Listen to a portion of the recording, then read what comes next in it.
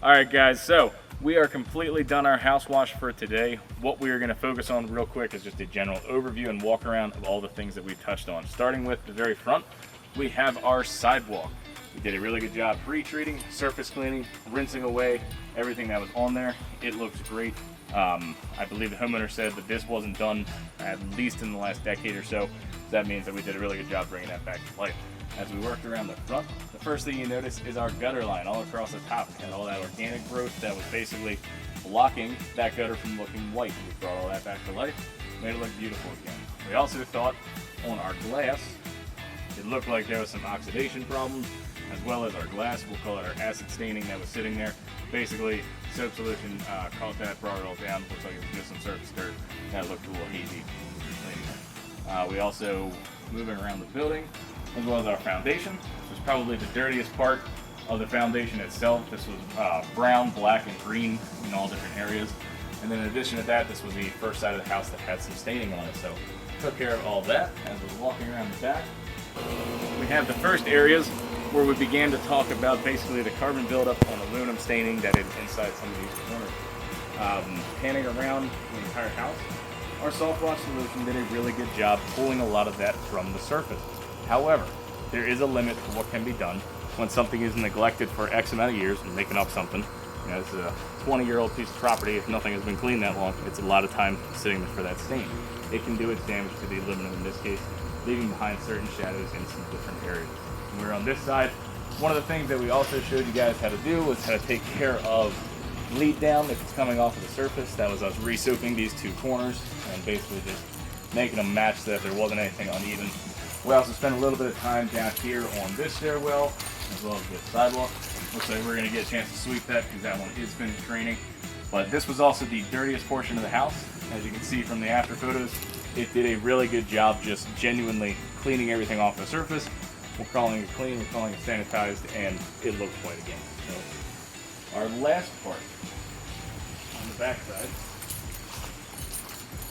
I'm going to let our cameraman walk up here first. This was the side of the house that we were able to reach the gutters, so we spent a little bit of time doing our oxidation removal. It was very easy. Basically, we just took a rag, wiped around the surface. What we paid attention to was in some of the areas where the paint is a little bit weaker, we couldn't apply anything a little bit stronger, which is perfectly fine and acceptable. Again, something that sits for 20 years, the stain has a tendency to go into it. But the important thing is we got the majority of the tiger stripes off with minimal effort. Also did a really good job of cleaning up this section, turned out great. And even were able to give the deck a quick little rinse. Our driveway, as we had talked about it, basically came clean using power bolt at about a 30-to-1 mix. That means that all I did was put it in the bucket, throw it onto the surface, let it sit there for about 5 to 10 minutes, didn't scrub it, didn't agitate it, basically just took a wand and pushed everything off. Did a really good job getting all these surface oil stains off and basically completing that project with minimal effort. The last thing on this side, we had originally talked about how this side of the building was heavily oxidized. What we did was took that oxidation bleed off, which was coming down right here.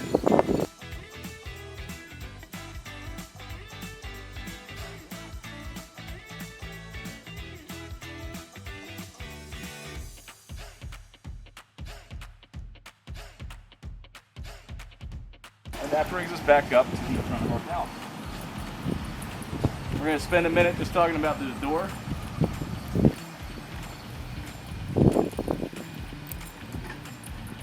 As we did give it a little bit of extra attention.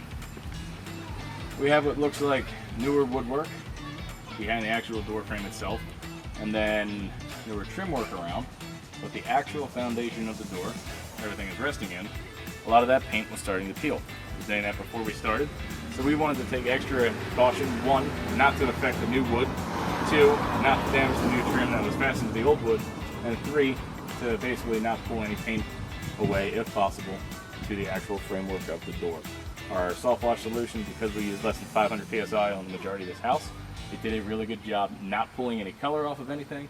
It also did a really good job of keeping everything intact and not giving it so much pressure that it did damage to anything. The last thing that we're going to talk about is basically talking to the homeowner. All right, last thing you should do after every job, if you don't have after photos that you're sending to the customer because they're not there, grab the homeowner, walk around the property, make sure that they are happy with the results you gave them. This goes a really long way when it comes to 1, landing jobs for the future, 2, helping customers manage customers' expectations with what they thought the job was going to look like versus what you delivered. In a lot of cases, you're going to blow away the results, but in some cases, the homeowner might have unexpected or we'll say unrealistic expectations for what they thought was going to be done. By you taking that extra step and just talking to them for a few minutes, it shows that 1, you care about the job, 2, you did everything you could within reason to get the stains off, and 3, you took your time working around the property. It is important to note, you are not a magician. There's certain stains that are not going to be lifted just because of how long they've been there or what type of surface they're sitting on. It is important to note that your chemicals have a limit to what they can do. You also have a limit to what your skill level is.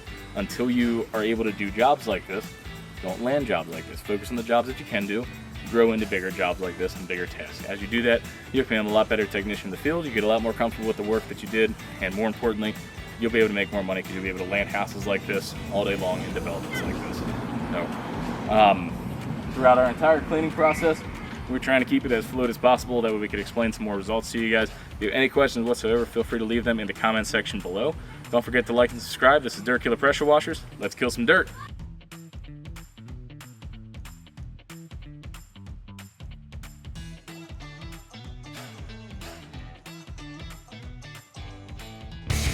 Dirt Killer. Let's kill some dirt.